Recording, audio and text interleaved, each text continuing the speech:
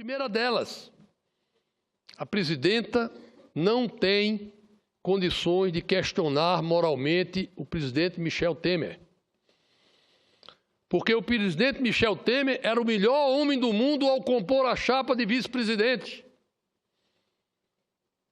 Mas 42% do PMDB já discordava daquela chapa em 2014. E eu fui um deles. Posso falar aqui com muita tranquilidade. E não discordei por não gostar de nada, não. Discordei por conta da economia. Disse isso no meu discurso quando anunciei que não votaria na chapa. Há 3 anos que eu brado aqui, que falo, que trato, que ajudo, que trabalho, que prego dentro do governo, fora do governo, e que estava equivocado o encaminhamento da economia, gerando insegurança jurídica, gerando falta de credibilidade, gerando, enfim, o travamento do processo de produção e de emprego nesse país. O presidente Michel Temer veio para a campanha trazendo o maior partido do Brasil. Na campanha de 2014, nós elegemos o maior número de governadores, 7. Demos o tempo de televisão. Será que o Michel Temer não fosse vice-presidente na chapa da presidente Dilma, ela teria ganho a eleição? Com 3 milhões de votos de diferença, 54 milhões de votos para Dilma, 51 milhões de votos para o Aécio e 35 milhões de pessoas deixaram de votar. Então, se nós pegarmos a maioria do povo brasileiro, essa maioria não elegeu a presidente Dilma. Não elegeu. Porque o que foi feito pelo governo foi algo muito grave, que eu não vou aqui me estender. Eu vim aqui hoje para posicionar o PMDB e dizer que respeito o discurso da base do governo. Mas que não concordo nem na tentativa de desclassificação ou desqualificação do presidente Michel Temer, nem na ideia absurda do que está acontecendo é um golpe. O que está acontecendo aconteceu em 1992. E o senador Lindenberg é testemunha dessa história, porque ele estava aqui de cara pintada, aqui em Brasília, bradando pelo impeachment. O que nós estamos fazendo aqui é cumprir a Constituição e não é escolhendo entre a Dilma ou o Michel. O Michel, se assumir e se o Senado entender que deve assumir, que há crime de responsabilidade, ele será alguém que estava no lugar certo, na hora certa. Qualquer vice-presidente que fosse o vice-presidente da Dilma estaria assumindo este lugar, como assumiu o Itamar Franco. Então, por favor, vamos retomar aqui, em termos elevados, o que o Senado terá que fazer e a postura de cada um. Ora, o discurso do governo é que teria 200 votos, iria parar o impeachment, né? Acabar com o impeachment, e queria remontar uma construção política para redirecionar o país. Esse era o discurso da base do governo até ontem. O governo não teve os 200 votos. Volto a dizer, o governo teve 137 votos, deveria ter tido 172 para barrar o impeachment. Agora, o discurso é outro. O discurso agora é, não, temos que fazer eleição direta para todos os cargos. Porque é preciso buscar legitimidade e o Michel não pode assumir porque não há perspectiva de construir algo palpável como solução. Ora, se até ontem tinha uma solução com a Dilma, por que daqui a 15 dias não pode ter uma solução com o Michel? Se a gente for comparar os dois perfis, nós veremos que do lado do Michel existe a tolerância, existe o conhecimento político, existe o preparo jurídico e existe a formação congressual de alguém que sabe que para se resolver qualquer problema nesse país, qualquer problema econômico que seja hoje, se não houver, primeiro, a construção de uma base parlamentar e política forte, qualquer solução econômica não se sustenta, porque haverá sempre a dúvida dos agentes econômicos, que se essa sustentação econômica terá sustentabilidade política. É uma alternativa para esse Brasil. E o que a Constituição diz é algo muito importante, é que mandato tem prazo certo. Mudar prazo de mandato é contrário à Constituição e é cláusula pétrea.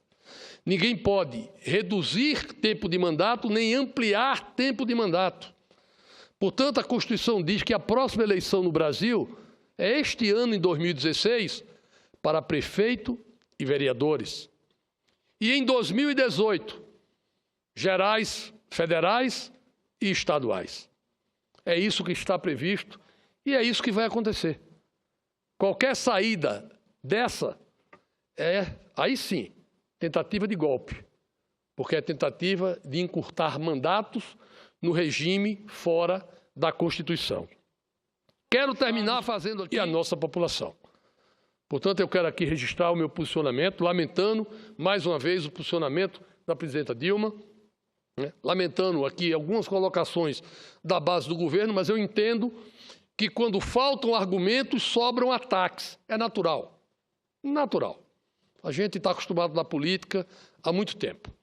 Eu acho que nós vamos até perdoar os excessos, porque o que está em jogo aqui não é a posição individual de um ou de outro. Eu acho que cada um defenderá a sua posição com muita firmeza, com muita coragem. O que está em jogo aqui é o futuro do Brasil. E as pessoas lá fora sabem que aqui existem homens e mulheres experientes para saber resolver essa questão no tempo necessário. Eu concedo a parte ao senador Lindenberg, depois à senadora Rosa de Freitas, depois ao senador Medeiros. Senador Romero Jucá, Vossa Excelência começou seu discurso falando das passeatas, dos desejos das ruas, das praças brasileiras. Só que essas passeatas não querem os senhores no poder. Hoje pela manhã, saiu uma pesquisa da Datafolha, feita justamente nas passeatas contra o governo, na Avenida Paulista, como falou Vossa Excelência. Sabe o que saiu dessa pesquisa? 54% quer o impeachment do Temer. Na outra passeata é 79%.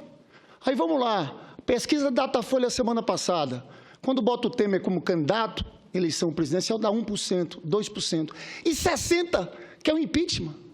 54% na passeata. Se for no Brasil, é muito mais.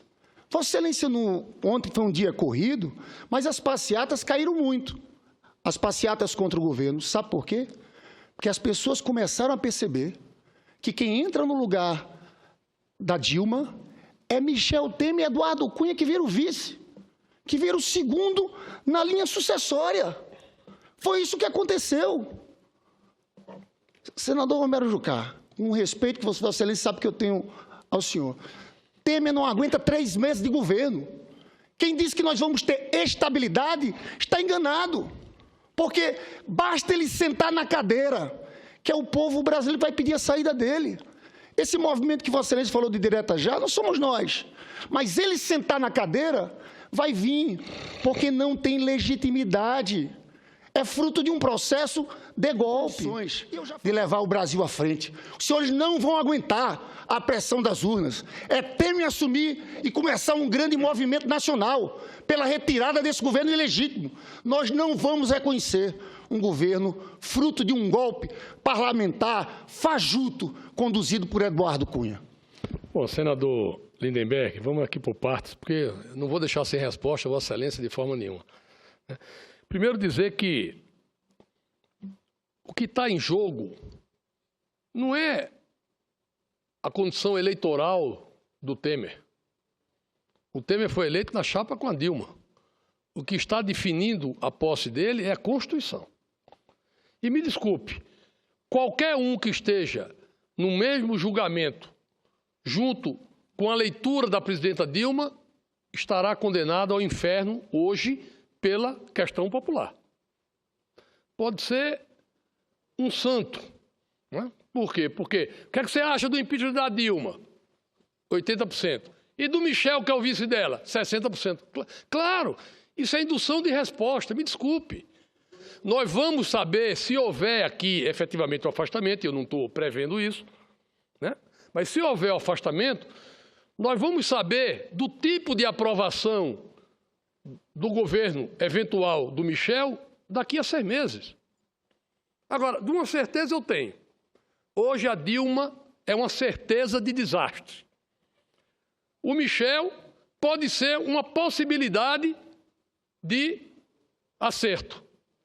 Eu, como sou um crédulo, eu acredito em Deus e acredito nas pessoas, eu prefiro acreditar e me agarrar a uma oportunidade que pode dar certo do que uma certeza de desastre. Então, eu quero dizer a Vossa Excelência que essa questão da pesquisa, nós vamos ver a pesquisa verdadeira, efetivamente, se houverem ações de um novo governo, se o Senado decidir. Depois, dizer que ontem as pessoas não estavam no mesmo número da passeata, por uma questão muito simples, senador Lindenberg. As pessoas ontem estavam na frente da televisão, todo mundo assistindo e olhando e torcendo. É por isso que as pessoas não estavam na rua. Falem com quem quiser, procurem saber se não havia uma maciça ação de acompanhamento dessa votação. E uma torcida grande em todo lugar. Dizer da presidenta Dilma, eu não vou aqui atacar a presidenta Dilma. Podia falar aqui da delação do Delcídio, de questões outras que serão investigadas. Não é isso que está em julgamento. O que nós vamos discutir aqui... Até porque delação do Delcídio não é só a Dilma, né? Tem muita gente. Pois é, mas ela está também, né? Então, nós vamos ter que discutir. O que nós vamos discutir aqui na hora certa é se pegar 90 bilhões de reais sem ser efetivamente algo definido da forma legal, orçamentária, financeira e fiscal, e utilizar num período em que se escamoteou a situação financeira e contábil do país, fiscal, inclusive para conseguir votos, e imputar aos adversários um crime que se estava cometendo, na hora certa nós vamos discutir, e eu vou discutir aqui como economista. Nós vamos preparar aqui um debate técnico para mostrar o que é crime de responsabilidade na questão técnica e o que é crime de responsabilidade consequente na questão social. Porque esse crime contábil, ele tem uma repercussão na vida das pessoas estarrecedor. O quadro que nós estamos vivendo de desacerto, de desemprego, de alta de juro, é fruto desse crime de responsabilidade financeiro, fiscal e contábil. E aqui nós vamos detalhar por quê. Não é hoje. Hoje, apenas pontuar essa questão. Salário mínimo. Nós queremos diminuir o salário mínimo, o ganho real. Quem está diminuindo o ganho real do salário mínimo é a presidenta Dilma, quando bota a economia para cair 3,8%, porque o indexador é o crescimento do PIB. Não tem crescimento do PIB há 3 anos. A renda do trabalhador brasileiro caiu. O nível de emprego caiu. A credibilidade do governo acabou. A previsibilidade da economia é uma nuvem negra. É um CB e o avião está sem piloto e sem GPS e sem radar. Esse é o quadro da economia. Então, o que é que nós queremos fazer? Buscar uma alternativa dentro da Constituição. Se a vice-presidenta fosse a senadora Rose de Freitas, ela se iria assumir a presidência da República. Se fosse o senador Medeiros, ele iria assumir a presidência da República. Não é o Michel que está dando um golpe. O Michel é, volto a dizer, o vice-presidente de uma chapa que foi eleita e que depois a presidenta cometeu crime. A consequência da Constituição. Estamos cumprindo a Constituição. Só isso. Então, nós vamos ter aqui muito tempo para discutir, né? Vossa Excelência sabe do carinho que eu tenho por Vossa Excelência. Eu lhe admiro muito. Um dia vou recuperá-lo, eu tenho certeza. É a minha poção franciscana. Nós não vamos desistir do Lindenberg, né, senador Eumano? Nós vamos um dia, com muito cuidado, convencê-lo a vir ao lado certo da força, né? Mas aqui nós vamos ter a condição de debater muito isso com todo respeito a todas as pessoas, tratando assim com muita responsabilidade essa questão. Eu ouço a senadora Rose de Freitas com muita satisfação.